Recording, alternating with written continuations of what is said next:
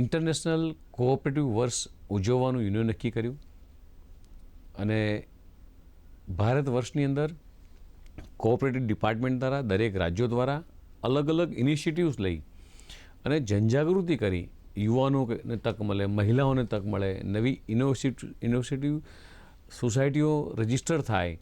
સાથે સાથે અમિતભાઈ શાહ સાહેબે જે ગામની પેક્સ હોય એટલે સેવા સહકારી મંડળી હોય એ દરેક દેશમાં દરેક ગામની અંદર એ નોંધાય આવું ઇનિશિયેટિવ લીધું. સાથે સાથે આ પેક્સને એ મોડલ બાયલોસ દ્વારા સ્વીકારવામાં આવી અને મોડલ બાયલોસ દરેક પેક્સે સ્વીકાર્યા. સાથે સાથે આ બધી જ પેક્સને કોમ્પ્યુટરાઇઝ સિસ્ટમથી જોડવામાં આવી. મોડલ બાયલોસ સ્વીકારાયા, કોમ્પ્યુટરાઇઝ થઈ, દરેક પેક્સને કોમ્પ્યુટર હાર્ડવેર આપવામાં આવ્યા. ત્યાંનો જે ઓપરેટર હોય, જે મંત્રી હોય એને ટ્રેનિંગ આપવામાં આવી. ગુજરાત રાજ્યમાં માનનીય ભૂપેન્દ્રભાઈ પટેલની અધ્યક્ષતામાં ગુજરાત સરકાર પણ ઘણા બધા કામ કરી રહી છે.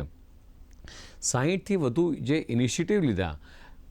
પહેલાંના સમયમાં પેક્સ માત્ર એવું કામ કરતી કે ખાતર આપતી, અનાજ જે ઉગે ખેડૂતોનું એ મંડી સુધી લઈ જવાનું કામ,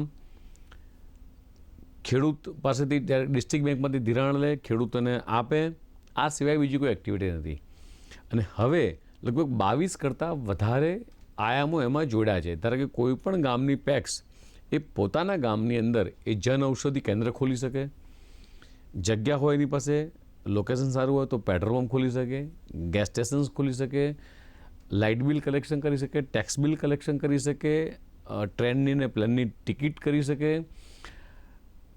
આવા ઘણા બધા આયામો જોડ્યા. એના કારણે શું થયું કે લોકોને રોજગારીની તક મળી અને ગામના જ વ્યક્તિને ગામમાં બધી સુવિધા મળી રહી. તાલુકા સેન્ટરે ના જવું પડે.